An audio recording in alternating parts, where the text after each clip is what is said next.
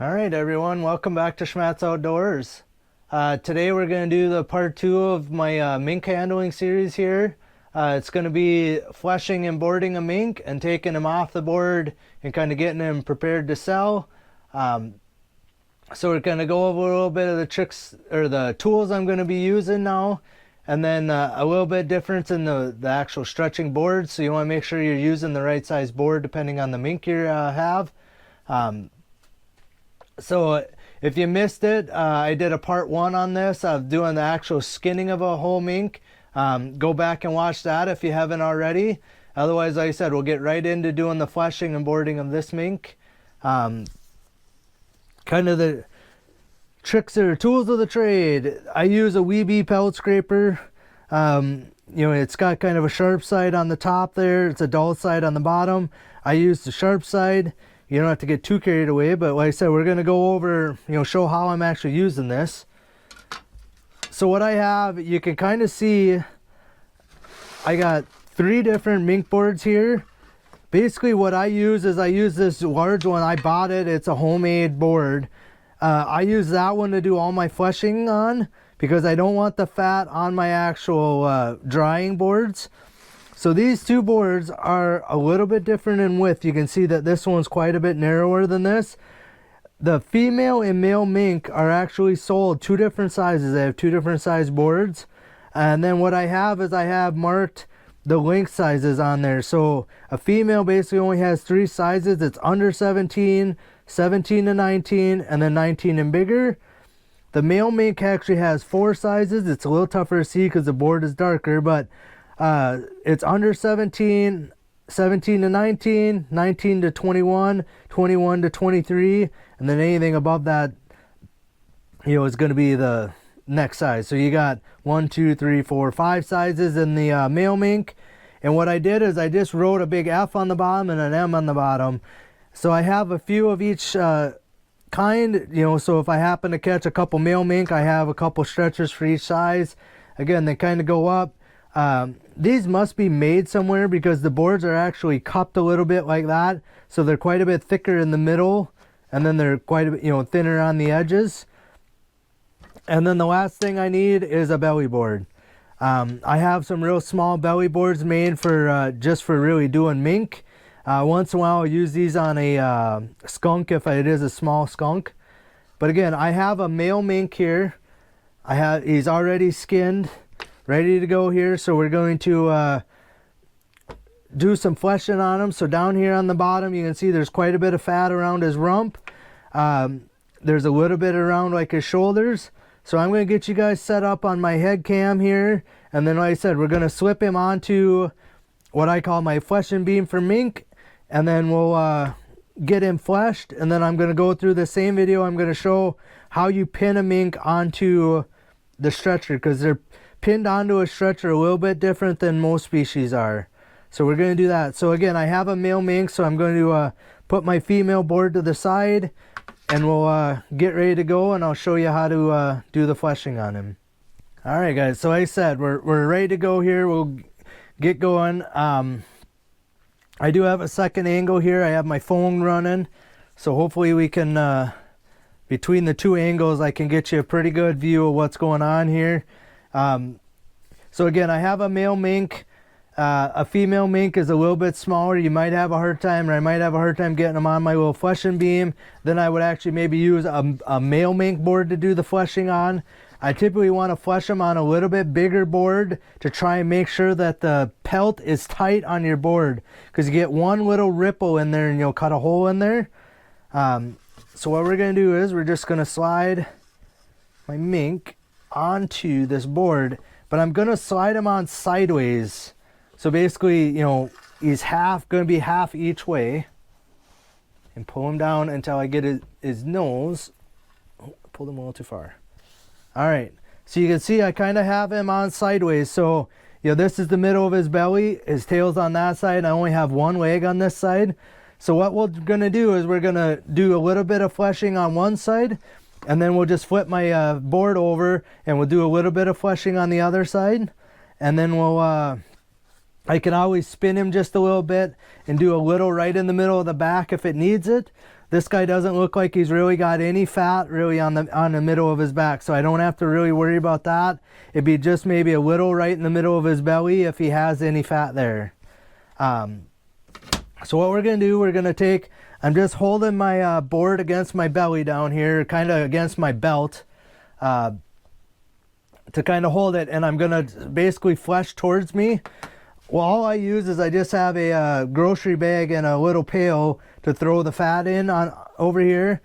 So what we're going to try up here on the head, I typically don't worry too much about any of the like meat membrane. You want to leave, this is called the saddle, the meat membrane from the front leg to the back legs is called the saddle.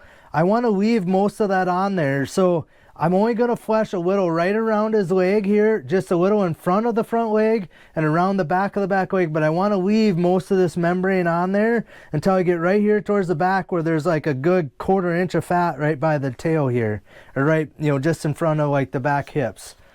Again, so like on this side, there's a little bit of fat like up here towards the top. I might scrape just a little of that, but most of this meat membrane up along his neck, I'm actually going to leave all that. So since I have them on this side, we're going to use the sharp side of my Weeby pelt scraper, and we're not pushing real hard. We're just going to put enough so it kind of catches it and then pull towards me here. Okay, so you can see I took a little bit of fat off of that little area up there in the neck. There was just a little glob there. We're going to go just in front of his leg. And then I'm actually going to use my other hand, and again, I'm still kind of pulling the board towards me here. You could set it on your table or something like that too, so you can pull down a little bit nicer. I like to kind of have it up against my belly, again, so I can see, not only so I can video so you guys can see, but so I can actually see a little better where the fat is. So again, I'm holding the front leg forward to kind of hold the skin tight there, and then we're just kind of pulling just behind that. So again, I want to leave that meat membrane on there, but you can see the fat globs that I got off of there. I'll just take that and I'll throw it into my pail over here. Like I said, most of this meat membrane I want to leave on there. Alright, I'm going to grab me a blue rag here. So what I'm going to do is I'm just going to wipe off my knife. Some guys will actually like use sawdust, you know, like sawdust from a, you know, your wood shop or whatever, to kind of put, because you don't want to get grease on the hair down here, because it will kind of like glob up and you can't really get it off like you can like on a raccoon or anything else, because it's so light and fluffy. I typically don't do that, but you're more than welcome to. What you would do is you just kind of rub the sawdust where the fat is on there. It just kind of helps absorb some of the greasiness of the fat. So like I said, basically up here by the front leg, I'll leave that little meat membrane on. This little thing of meat membrane will leave. We're going to start, like I said, down here where I can definitely see there's a pretty hefty glob of fat. We're actually going to take part of that membrane off. So I pushed a little bit harder just to kind of tear that membrane. And then we're just going to slowly work kind of back and forth here. And there you go. You can see I got the glob peeled off. We're going to throw that in the pail.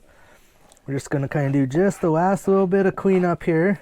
If there was any like, see, you can see how there's like grease on my board. I'm going to take my towel, kind of continually kind of wipe that up and wipe my knife off to try and kind of control the grease. We're going to flip him over here. And I want to get both sides about to the same position, and then we'll finish the bottom. So we're going to go a little in front of his leg. Then we're going to hold his leg up. And I hope you guys can see, like, there's quite a bit of fat just right behind his leg. Same thing as like a muskrat. And then there's just a little streak right here on his body. So, you know, I'll actually just scrape real lightly over the top of that. You can kind of see how much fat I got out of just this little spot on the side. Again, we're going to wipe that off my knife. We're going to start up here by the front leg again. I'm holding the front leg forward, and we're just going to kind of pull down and get part of that, some of that fat right up behind the leg peeled off. All right. So again, I got a fair amount there. We're going to throw that in my pail. Then we're going to wipe my knife off again. But like I said, you want to leave most of that meat membrane on there. And there is a little fat under that membrane, and that won't hurt anything. That will dry right up just fine. All right, we're going to get back down here right by the front of like where the back hips were. We're going to kind of get some of this fat right here by the back peeled off. Okay, I got quite a glob there. We're going to throw that. And again, we're going to kind of wipe my board off. And we're going to try and get a little more of that peeled off here. Okay, I got quite a bit again. We'll wipe my knife off. So that's kind of the trick, even with fleshing anything, is just kind of keeping your knife clean. There is a little bit of meat right here on my, that, you know, when I did my initial cut, it cut part of the, like, the meat on there. I want to get a little of that meat off. Just the bigger chunks of it. I'm not too worried about, again, like the saddle you want to leave on, but just a little bit of that bigger stuff towards the legs that might not dry right. All right, so I got basically this side is done and this side is done, but you can see there's a little right in the belly. So what I'm going to do is just spin him on my board. So now I'm looking right at the belly of the mink here. So we're going to go and we're going to try and get a little more of this fat off of the belly, because there's actually more on this mink than I think I've ever seen on his belly, but he's apparently been eating good. So I just clean my knife off, wipe it off with a paper towel again to try and keep the fat off of my actual fur. So I'm pushing fairly hard right here just to kind of get some of that fat off. Again, we'll kind of throw that off, and then we'll wipe my board down and kind of wipe the pelt off right at the bottom there. Let's see if I can get just a little bit more of that. All right, I think that's done. Like I said, you don't really, it's not like you have to scrape it like a raccoon or anything like that. There's just a little glob right here by the tail. And peel off. All right, that's it. That guy is fleshed. So what we're gonna do here, I'm gonna wipe my board off a little bit, my fleshing beam. And we're gonna wipe my knife off here, get my knife clean. So we are ready to put this guy on the actual stretching board. So I'm gonna set my fleshing beam over there. So again, I want his tail. So this is a male mink. So I got a male board. It's a little bit bigger than the female one and a little bit longer. You know, it's a little wider. So I want my tail centered on the side of my board that I have my sizes marked on. So we're just going to slide my board up into his belly here. You know, up inside of him. Get him threaded on there. Okay. And what I'm trying to do is I'm just trying to make sure that like his nose catches the end of the board, that his front legs are centered. You know, I don't want it like that where only one leg is on the belly side. Both of the front legs should be on the belly side. Kind of pull him down tight. Again, I'm not like reefing on him. I'm just basically getting him kind of straightened out. All right, so here's where a mink is a little bit different than all the other species. The mink is actually put, the back legs get pinned on the same side of the board as the tail. So most animals, you know, you would pull, you would pin the tail, and then you go on this side and you'd pin the legs down and cut like a little inspection hole. On mink, there's no inspection hole on a mink. So by pulling the legs, so I'm gonna hold the tail, by pulling the leg around both sides like this, you can kind of see how that takes all the slack out of the belly here, and then they can kind of see up in there and see what the fur is, because they want all the full belly and everything on the actual pelt. So you don't, typically most people don't trim anything off of the belly. I am actually going to trim just a little bit off of there, and I'm going to show you why here when I get there. So if I use sawdust, I might not have to do that, but I don't use sawdust. What I have here is just a box of quick pins. You know, I use metal quick pins. So I just tip it to the side and dump a few out. So what I'm going to actually do here is kind of get my tail sort of laying here flat, and I'm going to go right at the base of the tail. So you can see where my lines are here.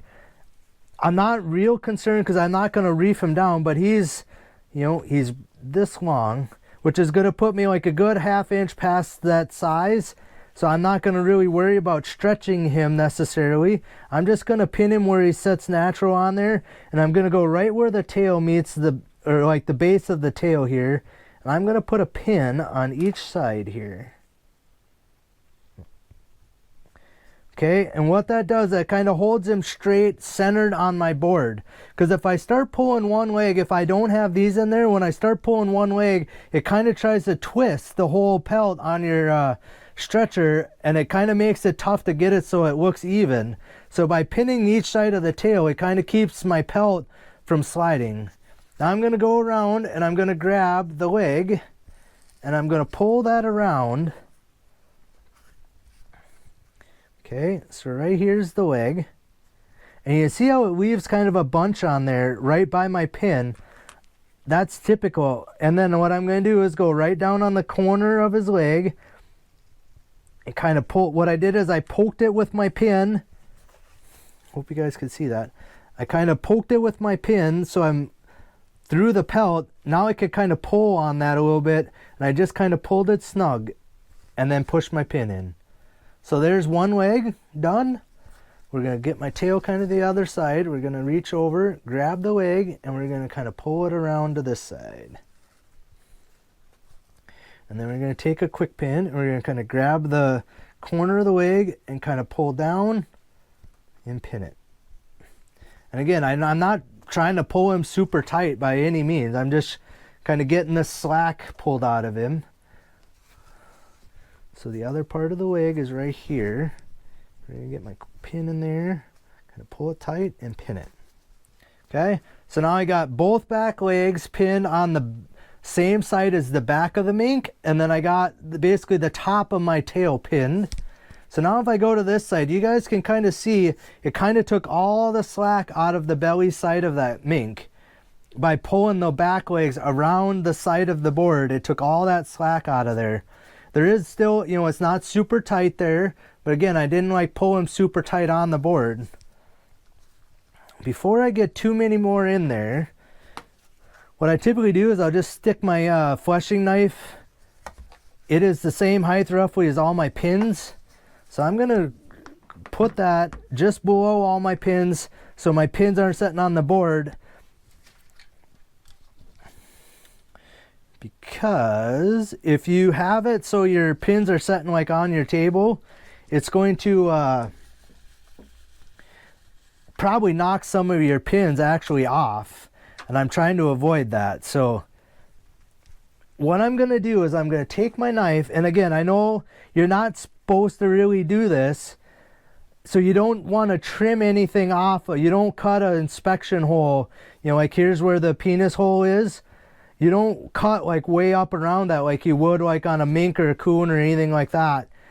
I'm going to take and go just right where the edge of my board is here, kind of the side of my leg, and I'm going to literally trim maybe 1/8 of an inch of actual fur off all the way around till I get over to this side over here.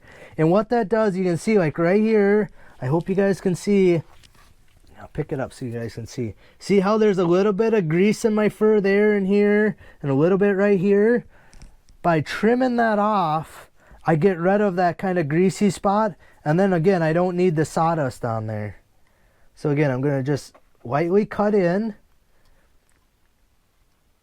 And I'm not taking a lot, like I said. I'm taking like 1/8 of an inch off. So I'm pulling pretty good pressure here, and I'm just kind of rocking my knife back and forth, and I'm trying to stay as close as I can to that edge. And I'm going to go all the way over to the end of this leg. Okay, so I literally just cut off like 1/8 of an inch strip right at the bottom. And what you can see now, look at how fluffy that fur is right on the edge there. So that's what I wanted. Again, if you use sawdust, some guys can kind of keep it clean enough to not have to do that. I like to do that, like I said, so it gives me a nice fluffy edge there. And then you don't have to worry about using sawdust or keeping the grease off your fur.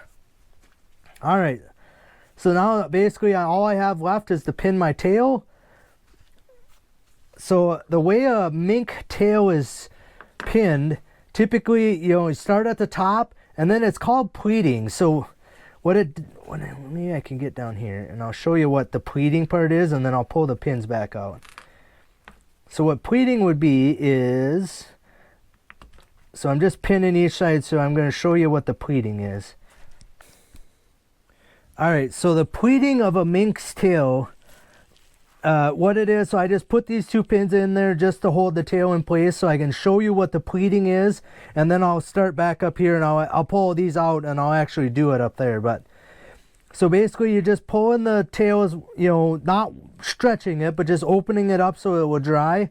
So what the pleating is, so instead of pulling this down and keeping it tight, basically you scrunch it up a little bit. And I'm hoping that you guys can kind of see that. I'll try to show you from the side what it's doing. So normally, like on a raccoon, you would pull the tail tight and pin it to keep it open. On a mink, you basically push it up and you make these little ripples in there, and it's called pleating. So again, we're going to push it up and we'll pin it on each side, and then we'll push the next section up and we'll pin it. And again, I'm probably going to end up taking these out because I'll pleat it all the way up to the body, but I'm just trying to do it so you guys could see. So hopefully you guys can kind of see the little ripples in there of what you do with the actual pelt. So it's got little kind of humps in there. And when you take it off, that makes it look a little bit thicker, the tail. So what we're going to do is we're going to start right up here by the body. So I don't want that pulled tight. We're going to pleat it starting right up here at the body. Now, you don't want it like sticking up like a 1/2 inch. That's maybe like a 1/4 inch off the board right here. So this is maybe a 1/4 inch high. That's it. That's all the pleating is. But you're still trying to like pull it open sideways the best you can. So again, I'm not going to actually pull my pins out of the pelt. We're just going to pull it up, and then I'll use those when I get up there. So again, we're going to start kind of up here by the body, and we're going to pleat it just a little. You see how that kind of makes just a little kind of wrinkle in there? Just gives it a little extra slack. And we're going to pin both sides. And then we're going to kind of open it up again, kind of go around the legs here. We're going to put a pin just in front of my leg pin. And just in front of my leg pin, but we're going to pleat it just a little bit. So we're going to put my pin in and then move it up towards the other pins. So it kind of leaves me a little hump up there.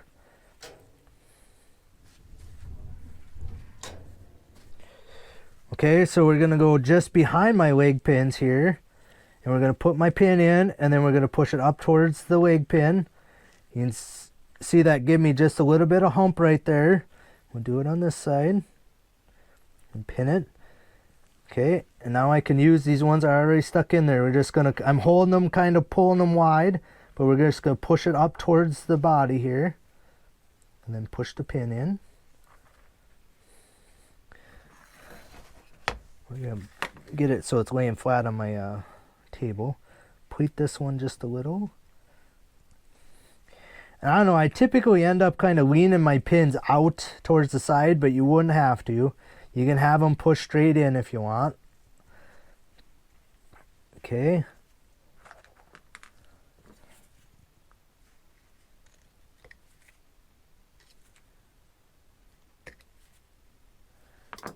Okay, my next sets, we're almost done here, but you end up using a lot of pins on a mink tail. Okay, probably got 2 more sets here. So we're going to go about midway between that set and this set. Again, we're just going to kind of pull it tight, find the middle, push it up just a little, pin it, and then pin the opposite side. And then we're down to the very tip of the tail here.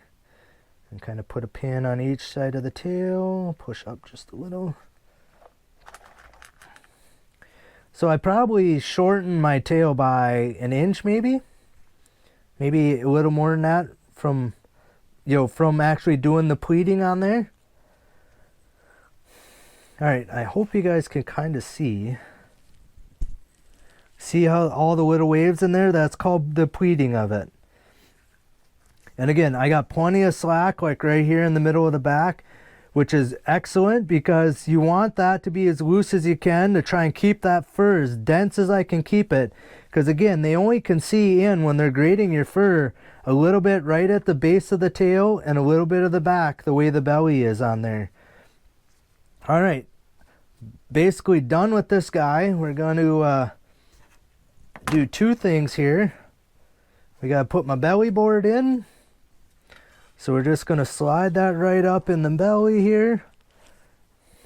Again, want to make sure it's sticking out. It's about a 1/2 inch off the board back here. It's about a 1/4 inch up in the front. You could have one a little thicker than that maybe, and it wouldn't hurt anything. But I don't want to go too aggressively, because the more this pulls up, the tighter it gets on there, you know, the more you're stretching it, physically stretching it. And then the last thing you have to do is down on this end, we got to cut that lower lip off, which is kind of sad on this particular mink because the only white he had on him was his lower lip. So basically, like if I pull that lip up, you can kind of see where the corner of the mouth would have been, you know, on each side. I actually cut it just a little there when I was skinning him.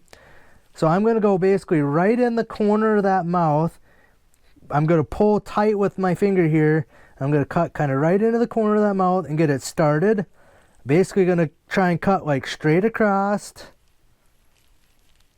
And then back to like the corner of the mouth on this side. And you can kind of straighten that out a little. Alright, and then we'll throw that part away. Just make sure all my pins are still in there holding strong.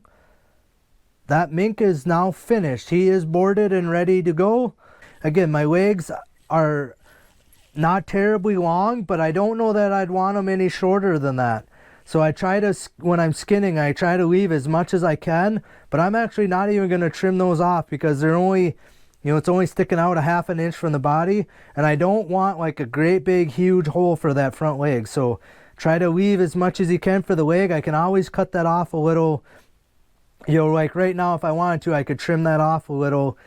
I'd rather have too much than not have enough and have a big hole. So all right, pleated tail, back legs are on the back of my board.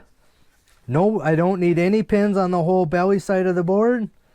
And we have a completed mink. We're going to hang him. I typically hang all my fur upside down. So we're going to hang him using this hole, and I just have some nails in the 4 joists down in my basement here. It's going to be probably 3 or 4 days it's going to take to get this guy dry. Halfway through, he maybe start, when they're drying, some of the fat that's under the saddle will start, you know, leaving like an oil on there. You can take a towel and, you know, just a blue shop rag or a paper towel and just wipe the grease off a couple days in. And then you'll wipe them off right before you take them off the board as well. And